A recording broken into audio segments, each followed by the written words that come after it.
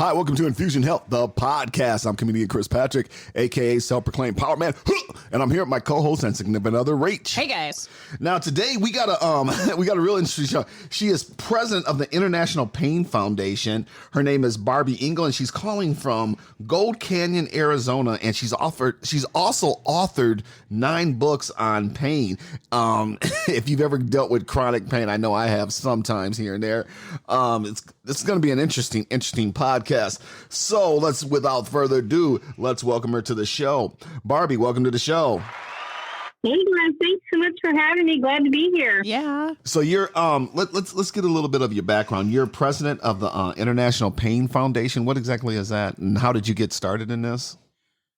So International Pain Foundation works in 4 areas: education for pain patients, caregivers, and providers, awareness for the public, social events for patients, because a lot of times they isolate themselves. And then our 4th area is access to care, which includes mentoring and helping with legislation and finding resources for patients in need.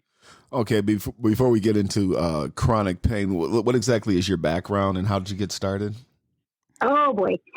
So my background, prior to getting into healthcare, I was a cheerleading coach at a Division 1A university. I was a student athlete myself. I had been a cheerleader since I was 4 years old, so basically my whole life. Okay. And then I was coaching at a university. I got sick at 29 years old and was forced to, I lost everything, and I had to rebuild a life. And my life was based around healthcare and not getting the proper care that I needed. Okay. Because I live with invisible conditions. So that's kind of my background. Is I did this by accident. Okay. Right. Okay. Or not by choice. Not by choice. But okay. It is your heart work now. Yes. Yeah. Okay. Absolutely. So with this invisible condition, from what you said you had, what exactly was that? Yeah, I have reflex sympathetic dystrophy. Reflex is anything in your body that's automatic, goes haywire. So your heartbeat, your swallowing, your blinking, all of that goes haywire. Sympathetic is your nervous system. It feels like someone put lighter fluid in my veins and caught me on fire, and I am just constantly trying to fight and put the fire out. There's also other pains that come in, but that's the worst one. And then dystrophy is loss of muscle and bone, and I spent about 7 years in a wheelchair or bedbound. Okay. And I am in remission now, and I am up and walking and living life again. So not the same life, but I am living life again and created a whole new life for myself. And that's really good to know. So what exactly brought this on? Well, RSD, reflex sympathetic dystrophy, is a neuroautoimmune disease. So it was in my blood. However, it was something that was triggered by a trauma. So it was in my blood, but it wasn't giving me any trouble. Mm-hmm. And I had a minor car accident, and that's what triggered it to start attacking my body, the disease to start attacking my body. And there's certain things that you shouldn't do, like surgeries and things, without taking precautions. Mm-hmm. And I didn't even know what I had. So I made a lot of mistakes, especially the first 3 years, even had my rib removed. Mm-hmm. And so just it was one mistake after another, because it's a rare disease. Mm-hmm. It's painful, and they just didn't know what to do with it. So you said you had an accident. What exactly happened? If you'd like to talk about it. It was an auto accident, and somebody hit me. I was sitting still, and they were going about 20 miles an hour and rear-ended me. Oh, okay. But I saw them coming, so I had twisted my body, and I was holding on to the passenger seat facing backwards and had my hand on the horn. Okay. And they hit me, and it just got me just right. And you'd think it would have been a cheerleading accident, right? Because that was my whole life. I'm like, how did I not hurt myself on a back tuck or a back handspring or something? No, it was a stupid car accident. Yeah. Yeah. So now you've gotten into you had the accident, you got into this pain, and they didn't exactly know what to do with you, because they didn't know what they were dealing with. So then right. You did the research and all that, and found out about yourself and found out what you had. And then can you elaborate a little bit more on how you came into this? Into the presidency, or what? No, how you came into being what you do now with chronic pain. Okay. So I was just had to be my own best advocate, or as I say, I'm the chief of staff of my medical team. Mm-hmm. And when I was listening to doctors and just following what they told me to do, I was getting worse and worse and worse and worse. And I realized I had to stand up for myself and be responsible for myself, and that I was with myself all the time. No one else was with me more than I was. So I had to stand up for myself and figure it out. And I was still, when the foundation started, my father, every year our family would do a service project as a family, since I was a child. And my brother suggested Thanksgiving 2006 that we do something because it was so hard for me to get the help I needed, and I was searching for answers. There had to be other people out there that were struggling also. And so that's kind of how the foundation started. I was still bedbound until 2009. So I didn't actually become a board member or get involved in the day-to-day business of it until 2010. And but prior to that, when there was events and things, I would go, but mostly my family ran it while I was still working on finding a remission and building life back. And then in 2010, they voted me in as chairman, and then in 2012 they voted me in as president. Okay. So my question for you is, how did you find your answers? Did you search them online? Did you go talk to other holistic people? Did you go talk to other doctors? How did you find your answers? All the above. The short answer. To me, there's not one way. I figured out in life, there's not one way to do a task or fulfill a goal. Yeah. There's a million ways, and you have to be willing to pivot and turn and change. And if there's a boulder placed in front of you on your path, don't just go back the other way or stop. Find a way over, through, under, around. And that's what I did. I searched the internet. I talked to researchers, not just medical providers, but people who were doing research in, well, especially once I had the name of my medical condition. Sure. I was able to research a lot more and figure out all the things I did wrong in my path. And I was like, I have to share this with the world because I don't want other people to go through the challenges that I had to go through. So it really was me taking the time to learn, not only learn what the treatments available are and what I was willing to put myself through as a guinea pig with this rare disease, because every patient, you could have your sibling could have the exact same disease, but what helps you doesn't necessarily help them. So you have to find the things that are right for you that you're okay with trying. Like, if I try this treatment and something goes wrong, am I going to be okay with it in 1 year, 5 years, 10 years? Otherwise, don't do it. I rushed into so many treatments, and many of it's Western medicine. So it's like, you just go get this surgery or you take this pill. Yeah. Well, it didn't fix anything. It just was covering things up. Yeah. What else do I need? There has to be other things. So I do, and for me, it wasn't one thing that helps me. It's a combination of things. So I had to change my lifestyle and change my thinking and rearrange my life. And luckily, one of my superpowers is organization. Yeah, totally. But see, for me, that's how the podcast kind of started. We wanted it to be YouTube, but me and Chris are way too busy. I ended up with neuropathy because of varicose vein surgery, and they did an EMG on me, which, if you guys don't know, there it is. Oh my gosh! Yes, I did sick. You are in pain if you are doing that test.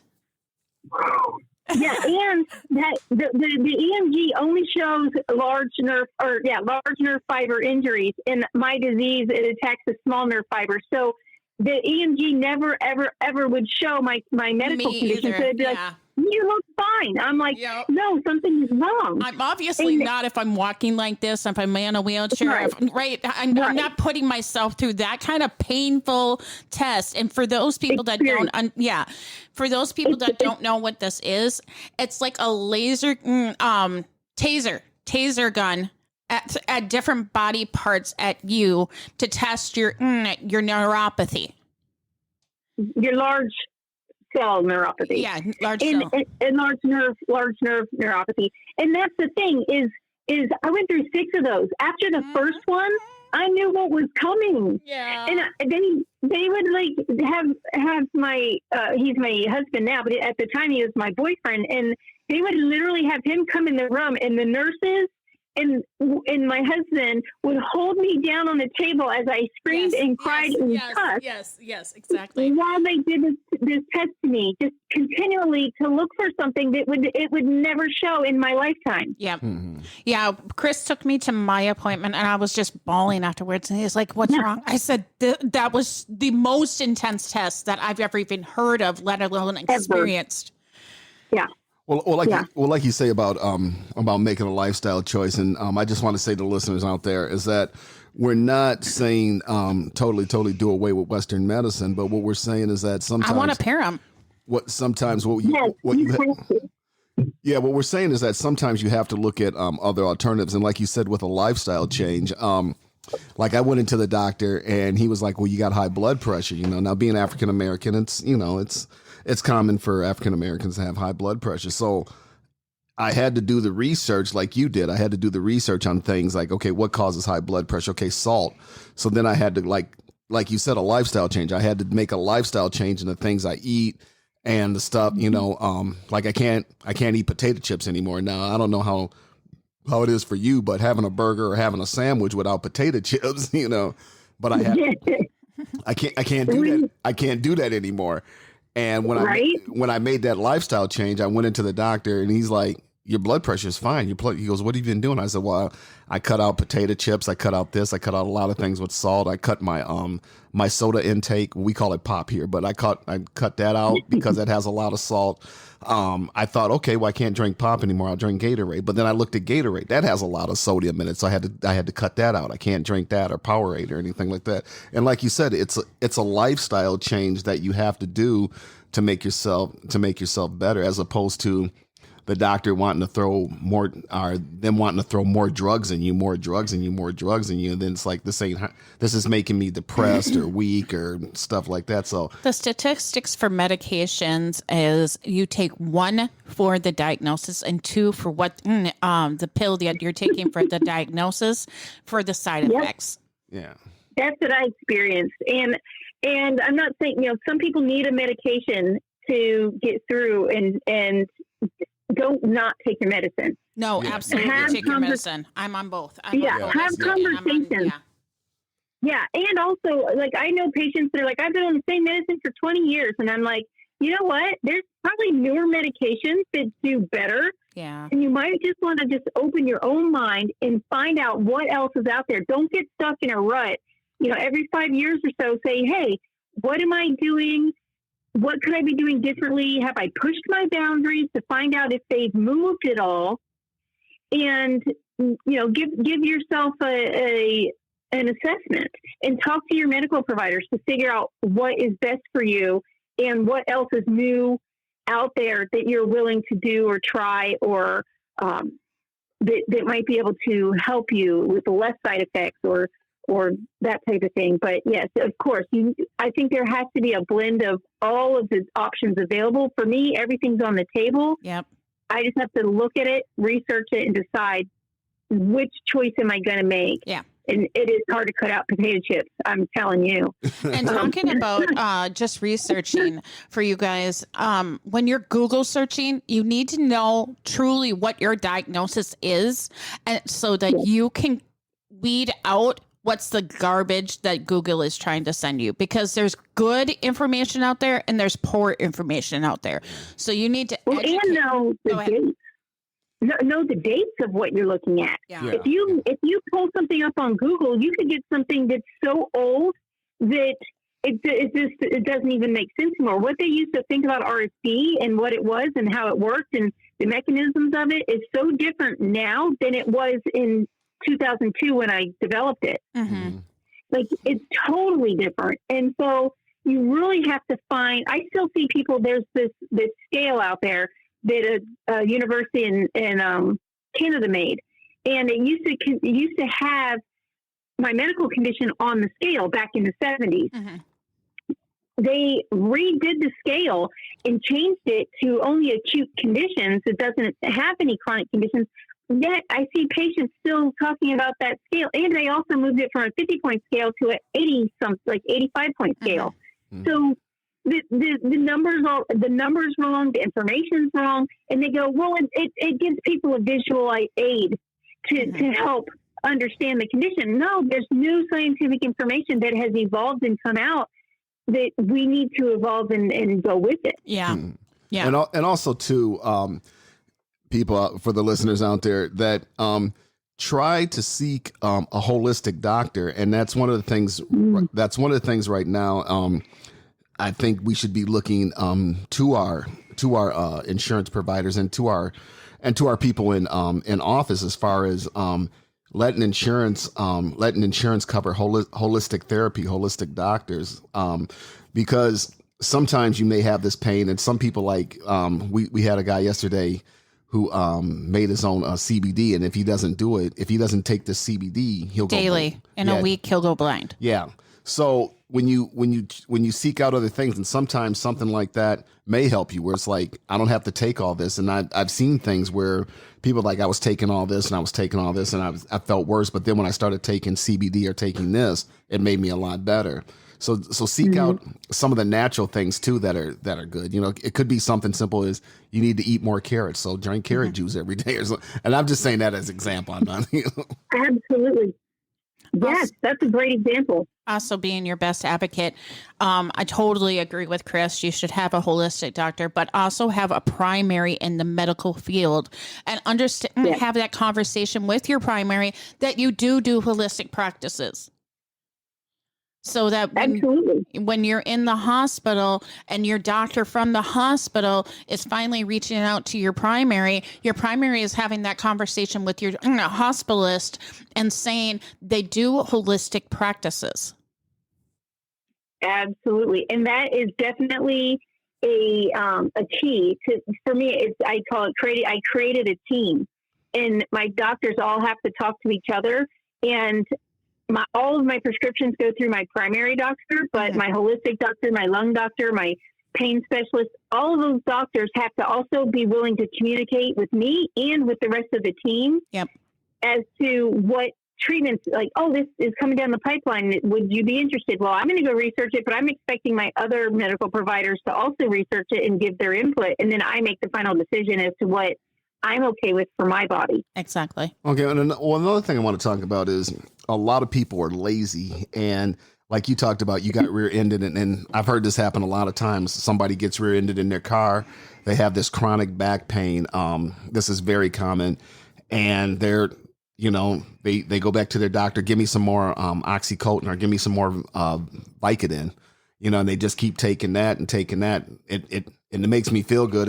But you're starting to get dependent on this stuff. That there's things where I know people who've gotten in car accidents who did get well, and one of the things they had to start doing yoga. And they said, once I started doing this helped with the healing and all that. But some people just want to sit there and just take the drugs. And, well, the drugs make me feel good. The drugs don't bring me the pain, and they just keep doing it and doing it. You gotta, like you said, you gotta make some lifestyle changes.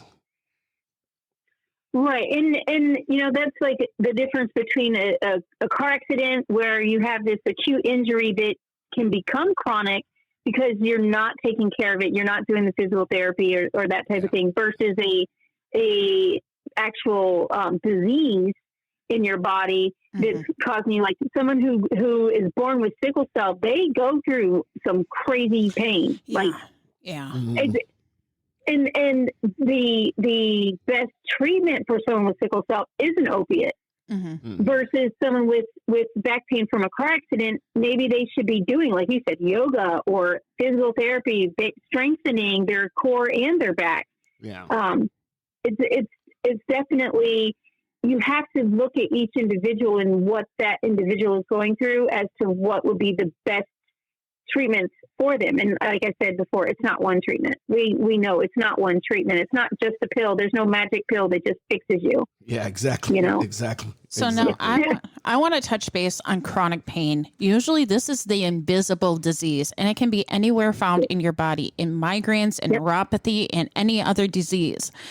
People that don't understand this, please understand that if somebody's leaving work early because they are in pain, be helpful in your heart to forgive them.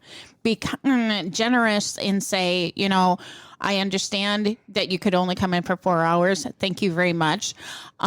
Because I deal with invisible pain, and I often stick it out, 12-hour shifts, work it. And the times, and thank God that I have really great coworkers, but the times that I leave early, I feel horrible inside that I'm leaving them in the hospital to work that hard work. So right. And it's not just work. Like if you have a family social event, I like to go to other people's social events versus hosting my own. Because I'll go and I can be there and do as much as I can do, and I really want to be there. But same thing as at work, you really want to be productive and contributing to society. But if you need to step away, the people that are there working with you need to understand that you're doing your best, and when you can come back, when you can do more, you do. Yeah. And they can see that through a pattern of your actions. Same thing though with family and friends. When someone's having a graduation or a birthday celebration or it's spring, let's get the family together for a family reunion. Know that we can come for as long as we can come, but we might not be able to stay long. It depends on the lighting, and it depends on the music, and music can be painful for me. With a nerve pain condition, like hyperacusis kicks in, and I'm like, or the person has ceiling fans on, and I've forgotten, wore a short sleeve shirt and I don't have a long sleeve, and I just have to get out of the wind from the ceiling fan that's excruciating. So it's easier to know and understand and open up your heart to say, oh my goodness, that person came and spent 5 minutes or an hour or whatever it was that they could do with you and be a part of it. And they still got to share in that with you. Yeah. And be grateful and happy for that. Absolutely. I think that's what shuts down the person in that chronic pain from ever wanting to attend any events, to ever want to go to work, because they feel emotionally painful because they're not able to spend more time. But in the same circumstance, they absolutely have to think of themselves and be their best advocate. Absolutely. And you know what? The person who's at the party that's totally healthy and is like, woohoo, and rocking it out, if they had that same headache, they would probably have left sooner than you did. Yeah. Mm-hmm.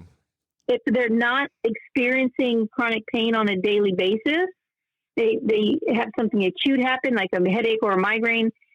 I'm not saying it's not bad. I'm just saying that their tolerance isn't up, and they usually give up quicker. Okay. Well, whereas when you have to live with something, you try to push through it a little bit more. Oh yeah. Okay. Well, because of guilt. Yeah. Well, walk us through the steps. I'm sorry. Walk us through the steps. Something happens to you. You have this pain, and you're like, okay, it's a little bit of pain. Monday, then all of a sudden it comes back Tuesday, Wednesday, and you're like, I keep having this pain. Walk us through the steps. Definitely, we should definitely after a while start to seek a doctor, and then how soon before you seek a holistic doctor or decide on. The doctor says, okay, well, you have this, you need to take this medication.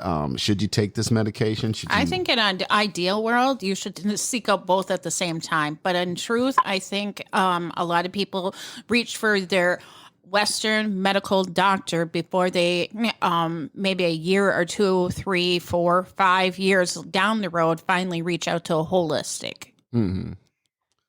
Yeah, I agree. I wish that I had a better understanding and idea. And I wish we taught this in elementary school, to certain levels, and then add on in middle school and add on more in high school. So by the time we go out into the world, we know how to go to the doctor. We know what kind of questions to ask. We know how to get organized for a doctor appointment.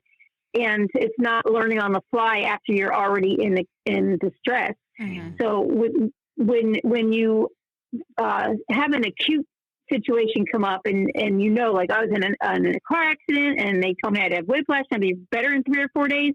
I'm not better in 3 or 4 days. Okay, now it's been 6 weeks. I started keeping a journal and writing down when I do this is what my pain level is. Then I started keeping track morning, afternoon, and evening what my pain levels were, what I was taking. I don't mean to interrupt you. What were your pain levels at? Were they at 4 or 6 or 10? Well, what I consider a 10 now is probably a 4 of what I was experiencing in the beginning. Okay. Yeah. But my numbers have changed and evolved based on my knowledge. Yeah. Knowledge. Yeah. And I think also living with it, experience. And I think that's what the listeners need to understand. Your level 10 on a headache is my level 1 on a migraine. Right. And exactly.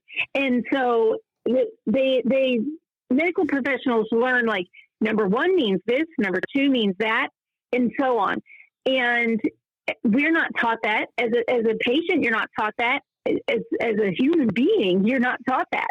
Mm-hmm. And so then the doctor says, "What's your number?" And you're like, "This is the worst pain I've ever had. I never imagined that I would have this much pain." So at the time it was a 10.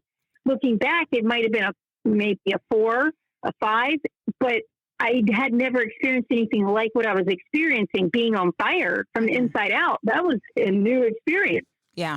I didn't even have the words. Yeah. So I think something with that pain that pain scale also needs to be addressed with, when you experience pain in one area of your body, you could be experiencing another level of pain in a different side of your body. And in the computer, it does not have in her right hip, she has a level 3. In her chest, she has a level 10. And the thing is that after those levels start coming down, the other parts of your body that weren't being taken care of, those pain levels might be coming up. Amen. That's exactly right. Or your brain can only focus on the worst one. The other ones are there, and when you think it through. Oh, does my leg hurt too? Yes, my leg hurts too, but it's not as bad. Then you've worked on your arm. Your arm's starting to feel better. All of a sudden, your leg feels worse when it really isn't worse. It's just your brain is now focused on this other pain because that is the worst pain at that moment. Yeah. Okay. Well. So yeah. Go ahead, Chris. Okay. Well, just to clarify to the listeners out there, what we're talking about, and maybe you can elaborate this more, as like chronic pain is an ongoing pain, because I just don't want listeners out there thinking, "Oh, I stubbed my toe. I need to go to the doctor. I have chronic pain." No, you stubbed your toe. No, and if you're listening, it's gonna hurt. It's gonna hurt for. You stubbed your toe. It's going to hurt for a couple of days. Put some ice on it, all that. They'll feel better. Don't go running to the doctor going, "Oh, I got this chronic." No. No. Chronic pain is 3 to 6 months. It's lasting 3 to 6 months past the time when it would have expected to be cleared up.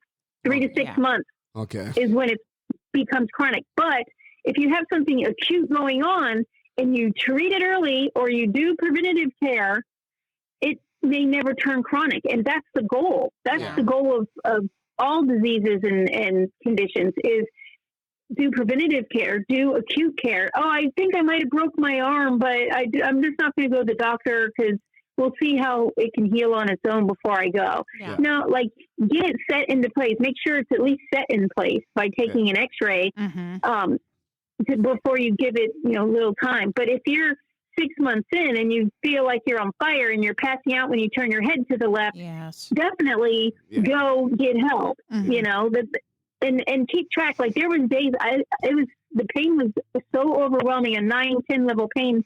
I was passing out from the pain. I was going in my office, locking the door and sleeping and pretending I was awake. And then someone would have to knock on my door to come in, and say, "Hey coach, this is happening." And I would wake up and pretend like I was awake the whole time when in reality I was in there sleeping because I was only getting about 45 minutes of sleep at a time. and I was extremely exhausted and tired. I was not getting any REM sleep where you dream and your body repairs itself and your brain repairs itself. And so I was forgetting a lot. Yeah. Yeah. For my neuropathy, it was me in the Western medical field, only having those answers before I turned to holistic a year later. And I had gotten to the point of being suicidal. And, yeah. You can do that very easily. Yeah. Very easily. If you guys are feeling suicidal from chronic pain, please reach out. Yeah, reach out, talk to somebody. Well, Barbie, this has been a very interesting podcast. Now you've offered 9 books. If somebody wants to get a hold of one of your books, or you got a website or something we can go to? I do. You can go to barbyingle.com, Barbie with a Y, Ingle with an I, barbyingle.com. And then for the website, for the charity, you can go to internationalpain.org and get resources and help. There's so much information on that website. It's a great resource that people should definitely check out. Barbie, go ahead and text that to me so I can put that in the description for everyone. Will do. Thank you so much. Oh my goodness. Thanks for all you guys are doing too. I've been listening to some of your past episodes, and I encourage other people to go back and listen, because there's a lot of life gems and seeds that could be planted and grow into trees that people can get from listening to your past episodes as well. So I encourage people to do that. Thank you so much. Yeah, we thank you so much. And if you know anybody, Barbie, if you know anybody that you think would like to be a guest on the show, we'd love to have them contact Rach. We'd love to have them on. Will do. Thank you. Also, one more thing for our listeners and for you, Barbie, I would like to invite you. We are having a summit in a year, and I would love to have you on.